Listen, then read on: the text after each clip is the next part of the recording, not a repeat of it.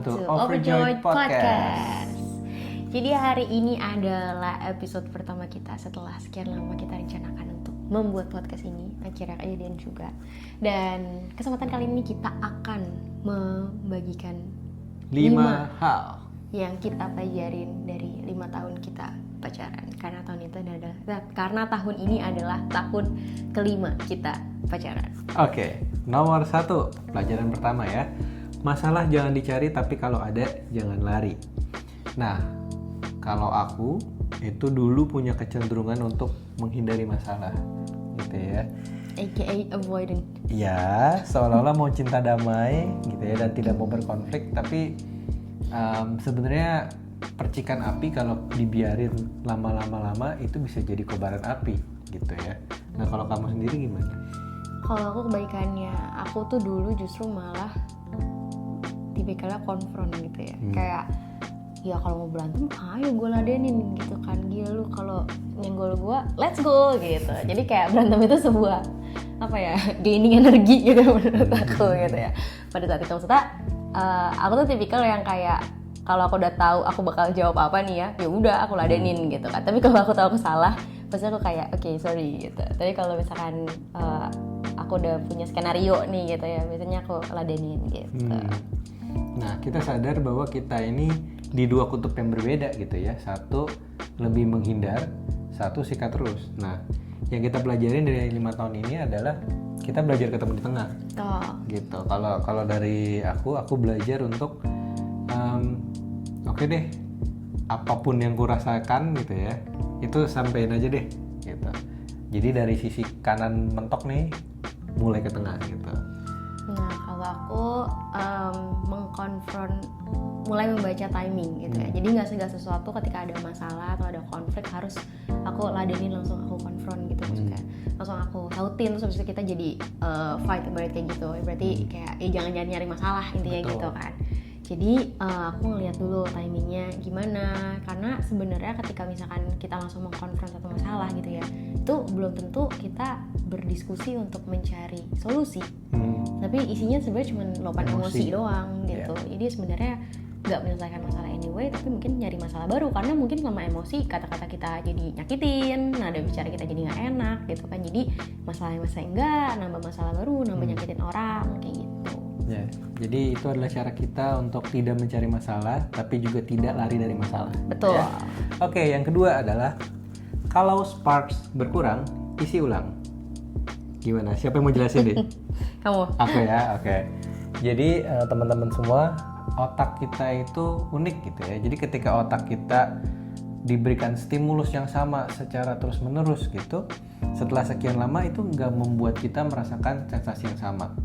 Gitu. Jadi oleh karena itu kalau sparks berkurang atau sparks naik turun itu normal gitu. Itu adalah sesuatu yang normal. Tapi ketika sparks ini berkurang, ketika ini terjadi, jangan pasangan yang diganti, tapi aktivitasnya yang dikasih variasi. Kalau tadi dia bahas otak gitu ya dari sisi medical gitu ya, aku juga tidak mau kalah untuk memakai teori dari perspektif komunikasi gitu.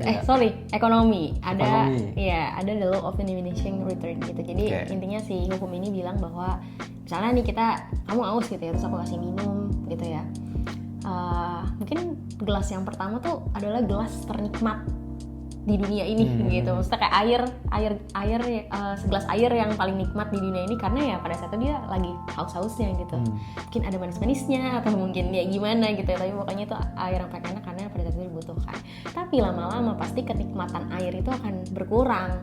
Karena ya kehausannya sudah turun, udah nggak sehaus itu, atau makanan udah nggak selapar itu gitu ya. Jadi itu juga sebenarnya terjadi di dalam suatu hubungan dengan kegiatan atau aktivitas yang mungkin kita lakukan berulang-ulang, akan ada satu titik di mana kita jenuh sama aktivitas itu, dan itu manusiawi normal udah ada dua ininya gitu ya. Oleh karena itu kita bisa secara eksternal nih, kita kan sukanya makan ya, kita coba cari tempat-tempat yang baru, jadi nggak itu aja. Jadi mulai ada percikan lagi, ini hal yang baru lagi, mulai ada endorfin dan lain-lainnya lagi gitu ya. Itu secara eksternal. Jadi kita mendukung UMKM dan kita Iya. bersyukur kita tinggal di Serpong area. Betul. Karena di Serpong itu tiap minggu sepertinya ada makanan baru ya, jadi kita mendukung UMKM gitu Dukung ya. ekonomi Indonesia. Jadi ya selain daripada itu, kita juga ada satu cara lagi yang bisa kita lakuin, itu dari sisi internalnya. Gimana tuh?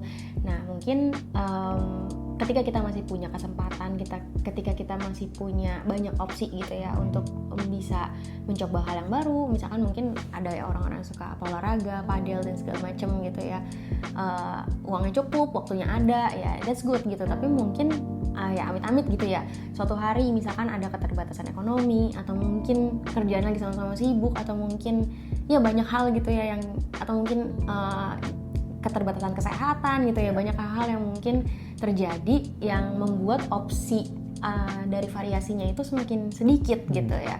Nah, apa tuh yang harus kita lakukan? Apakah ya sudah biarkan saja meredup dan menjalani hari-hari tanpa sparks gitu ya?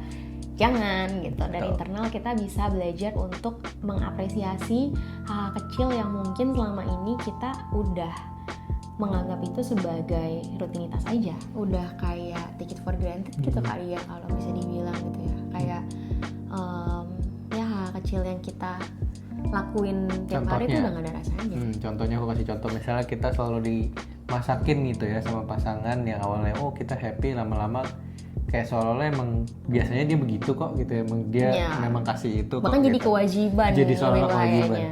Nah mungkin di situ kita bisa belajar untuk mengapresiasi kembali dan belajar bersyukur gitu ya. Betul. Jadi memang secara eksternal kita bisa coba tempat baru, coba makan baru, coba ini itu, tapi secara internal yang baru kita bisa ubah cara berpikir kita, jadi pola pikir kita yang baru melihat sesuatu gitu.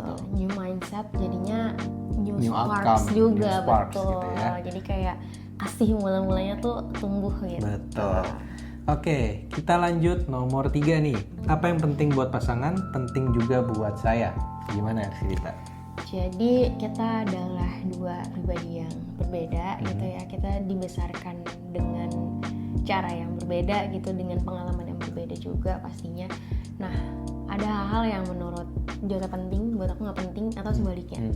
Nah, dari kasus kita tuh mungkin sesimpel kayak aku tuh butuh dikabarin gitu, misalnya kita abis pergi terus kita pulang bareng, terus kita pulang, terus habis itu udah beneran aku, terus dia harus balik ke rumah gitu ya. Nah aku tuh perlu dikabarin ketika dia udah sampai rumah, ya kan dia nyetir sendiri gitu ya, aku perlu dikabarin ketika dia udah sampai rumah. Kenapa? Karena itu berangkat dari pengalaman aku.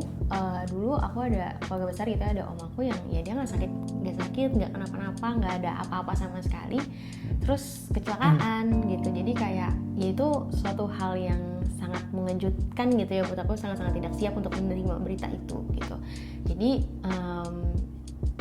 apa ya, kayak itu ada mungkin trauma kecil gitu kali ya, dan nggak kecil juga gitu buat aku. Jadi kayak ngabarin itu satu hal yang penting karena aku butuh merasa secure gitu. Nah tapi kita nggak langsung sadar gitu ya, kayak oh ya ini penting. Nah aku tuh dulu juga salah mengutarakannya adalah aku berantem, maksudnya kayak kita sempat berantem karena masalah itu, karena ada titik dimana kayak dia bisa anterin aku terus pulang, terus aku chat udah nanya atau aku nanya udah nyampe rumah atau belum, aku telepon nggak dibales, aku telepon nggak diangkat dan segala macam, hanya karena dia nge-charge HP sebenarnya, padahal dia udah nyampe. Tapi aku ngerasa aku tidak tenang, aku ngerasa aku kayak ini orang kemana, aku takut itu kayak abis nganterin aku terus kenapa-napa misalnya gitu kan ya. Di situ aku marah gitu, kita ada konflik, kita berkonflik, kita ada gesekan gitu ya, kayak kenapa ngabarin dan segala macam. Karena menurut aku ngabarin itu suatu hal simple yang otomatis gitu loh, kayaknya orang pergi kalau udah nyampe harus ngabarin deh gitu kan. Nah ternyata Joseph tuh nggak berpikir itu gitu, karena dia pengalamannya berbeda gitu. Nah ketika kita mengalami konflik itu, sebenarnya kita jadi tahu kan pasangan butuhnya apa yang penting buat aku, apa yang penting buat kamu gitu. Bagaimana kita pada saat itu menghadapinya? Ya, jadi kayak pada saat itu pasti akan timbul gesekan, percikan gitu ya. Nah, bisa jadi yang tergesek atau yang nyenggol itu pasangan kita gitu. Misalnya pasangan kita nyenggol kita gitu. Nah, kita bisa bilang nih ke pasangan kita, I think it's a big deal for me gitu. Ini buatku gak nyaman. Jadi kita kasih tahu ke pasangan kita, oh jangan kayak gitu lagi ya kalau bisa kayak gitu teman-teman. Nah pasti ada momennya berbalik nih, kita yang nyenggol gitu ya, kita yang nyenggol terus kita yang menyakiti, kita nggak sadar itu penting buat dia gitu ya. Nah ketika kita yang nyenggol, kita bisa bilang oke, now I know, sorry gitu. Jadi ketika kita punya kerendahan hati untuk melakukan kedua hal ini, ya bisa ada gesekan, bisa ada percikan, tapi itu membuat kita menjadi pasangan yang lebih baik untuk satu sama lain, seperti itu ya. Dan itu momen kita saling mengenal sebenarnya, ketika itu kita ada gesekan dan konflik itu. Dan perubahannya juga nggak instan ya, tapi maksudnya kayak nggak serta merta ketika kita bilang oke, sekarang aku tahu, I'm sorry, terus habis itu kayak nggak langsung dia habis itu besokannya berubah terus langsung bisa ngabarin, nggak juga. Pasti ada momen dimana kayak lupa dulu, ada prosesnya dan segala macam gitu. Tapi ya karena lama-lama juga mungkin awalnya sedikit terpaksa ya, maksudnya kayak mau nggak mau kan ya, kayak ya anyway itu nggak penting buat gue, tapi itu harus menjadi penting buat gue kan, berarti kan sebenarnya agak harus dipaksakan gitu awalnya. Tapi ya lama-lama ya itu kamu keberatan tidak untuk ngabarin aku? Tidak, lama-lama terbiasa. Lama-lama terbiasa dan udah automatically aja kayak langsung buka HP terus ngabarin gitu. Oke, sekarang kita masuk ke poin yang keempat, yaitu acceptance. Silakan Nes kita. Ini poin yang sangat krusial menurut aku dalam membangun satu hubungan dimanapun, mau relationship ataupun friendship gitu ya. Tapi ya karena kita bahas tentang relationship, intinya adalah kita nggak boleh obses ngerubah pasangan kita. Karena ya aku dan Joseph adalah dua pribadi yang berbeda. Kita dibesarkan dengan cara yang berbeda dari 0 sampai 22 tahun, karena kita ketemu di umur 22 tahun. Berarti ya masa kita obses untuk merubah orang dalam 1 tahun gitu ya, yang udah dibesarkan dengan cara demikian selama 22 tahun. Itu pasti akan menimbulkan cara pandang yang berbeda, respon yang berbeda kan satu hal gitu. Jadi ya udah simply kita adalah dua pribadi yang berbeda dan itu unik gitu. Jadi ya kita nggak boleh proses untuk merubah pasangan kita, apalagi the whole package gitu ya. Betul. Dari pasangan kita. Ketika kita mengubah semuanya dari pasangan kita, maka sekalian aja mengubah pasangannya gitu. Betul. If you want a different person, just find another person. Karena sebenarnya relationship ini kan chosen family, ya maksudnya kita bisa memilih kan pada awalnya, nggak yang kita lahir dengan pasangan ini gitu kan. Ya dari awal carilah memang orang-orang yang kita bisa menerimanya gitu ibaratnya. Dan tapi acceptance ini jangan dijadikan alasan untuk kita tidak mau bertumbuh. Karena pasti kita ya semakin hari idealnya dan diharapkannya adalah kita menjadi pribadi yang lebih baik lagi, punya karakter yang lebih baik lagi. Jadi ya tugas kita sebenarnya saling menajamkan untuk menjadi the best version of ourselves gitu. Jadi kita sebenarnya boleh memberi masukan ya. Jadi kita boleh memberi masukan, silakan diutarakan aja, tapi jangan dipaksakan gitu. Betul. Nah lalu untuk pihak yang dikasih masukan itu kita harus belajar untuk menurunkan ego gitu, karena bisa jadi memang yang masukannya yang kita dikasih tahu itu memang hal yang mungkin kita butuhkan gitu untuk kehidupan kita ke depannya, di bisnis atau di manapun lingkungan kerja, di rumah gitu ya. Bisa jadi itu yang kita butuhkan, jadi harus diterima dengan kerendahan hati gitu, turunin ego gitu. Nah orang yang memberi masukan juga itu harus bisa menyampaikannya dengan kerendahan hati juga gitu. Jadi jangan sampai marah-marah, jangan sampai menggurui, karena karena goalsnya itu bukan menunjukkan bahwa kita tuh superior dan lebih baik dari pasangan kita, tapi adalah untuk ya menajamkan gitu ya. Menjadikan dia menjadi pribadi yang lebih baik lagi gitu, dan prosesnya dilakukan bersama-sama. Dan sebelum kita mengutarakan juga apa yang menjadi ibaratnya kegelisahan kita akan kebiasaannya, itu kita juga harus mengevaluasi dulu apakah masukan yang mau kita berikan ini itu benar-benar menjadikan orang itu menjadi pribadi yang lebih baik, atau cuma untuk memuaskan ego kita. Misalnya tadi dia nggak suka sambel, nggak suka pedas gitu ya, kamu harus suka pedas dong, kayak ini aku jadinya nggak enjoy, nggak bisa makan ke tempat yang restoran misalkan yang menunya pedas semua, malak misalkan kayak gitu ya, kamu harus suka gini kayak gak penting anyway gitu loh. Maksudnya itu cuma memuaskan ego kita gitu kan. Tapi misalnya pasangan aku misalkan sumbu pendek misalkan kayak gitu ya, kayak kayaknya boleh deh dikurangin dikit, kayaknya nggak usah langsung marah-marah kalau misalkan ini, karena di kantor juga berguna gitu ya, dimanapun juga berguna gitu. Jadi kayak ya itu bisa bikin kamu pribadi yang lebih baik lagi kalau misalkan emosinya bisa lebih dikontrol misalkan kayak gitu. Jadi ya harus bisa mengevaluasi dulu sehingga apa yang dikeluarkan juga itu memang udah suatu hal yang real, konkret dan bisa dilakukan untuk menjadikan dia lebih baik. Oke, itu adalah acceptance gitu ya. Jadi ya memang kita menerima gitu ya, tapi bukan berarti kita menutup diri dari growth gitu ya. Betul. Oke, itu soal acceptance. Yang berikutnya adalah soal pola komunikasi. Gimana nih cerita? Pola komunikasi ya, kayak ini semua materi kuliah zaman dulu gitu. Tapi ya ini pola komunikasi itu ngomongin tentang subjeknya siapa, medianya apa yang dipakai gitu. Jadi ya basically bagaimana cara kita berkomunikasi, waktunya kapan, timenya kapan gitu kan. Jadi yang kita lakukan untuk bisa memiliki pola komunikasi yang baik adalah dan efektif itu kita menetapkan jadwal untuk kita membangun komunikasi itu. Jangan sampai pasangan kita tuh cuman mendapatkan sisa dari waktu kita, tapi kita benar-benar harus sisihin gitu. Nah kalau yang kita terapkan, kalau yang kita sih ketika pas gue pulang kerja gitu ya, pas gue pulang kerja jadi ya biasa untuk telepon gitu, dan malam gitu. Jadi minimal dalam sehari tuh ya ada 2 itulah gitu. Nah di situ kita update di kantor ada apa sih, ada apa yang kejadian apa aja, ngapain aja tadi, terus juga di rumah gimana bisnis dan segala macam gitu ya. Jadi kita dapat terupdate dari pasangan kita gitu. Jadi kita bisa ngerti nih, oh pasangan kita lagi ngalamin apa sih gitu, kurang lebih kayak gitu.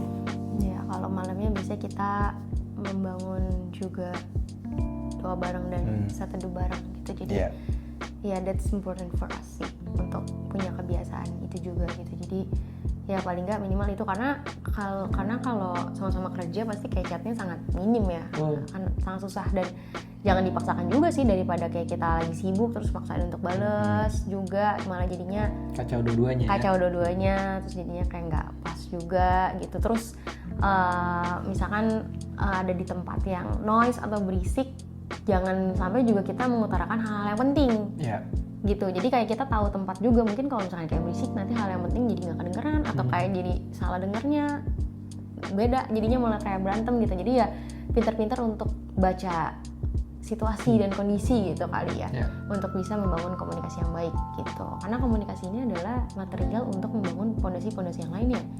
Misalkan trust itu kalau misalkan tidak ada komunikasi ya sulit untuk terbangun ya. Untuk sampai di sana, untuk adanya trust gitu. Dan juga banyak lah yang bisa dibangun dari komunikasi ini. Tapi komunikasi itu bukan tujuan ya, bukan goal. Sayang banget kalau tujuannya cuma komunikasi gitu. Kayak banyak orang yang chatnya sering, terus abis itu teleponan sering gitu ya, bahkan chatnya bener-bener kayak every 1 minute ada chat baru dan segala macam, bubble-bubble banyak gitu. Tapi ya gak ada trust anyway gitu kan. Jadi kayak sayang banget kalau misalkan tujuannya cuma quantity dari komunikasinya doang. Oke, dan itu dia 5 hal yang kita pelajari selama 5 tahun, dan we hope ini bisa berguna untuk teman-teman semua gitu ya. Dan I guess itu aja, see you on the next video. Bye bye.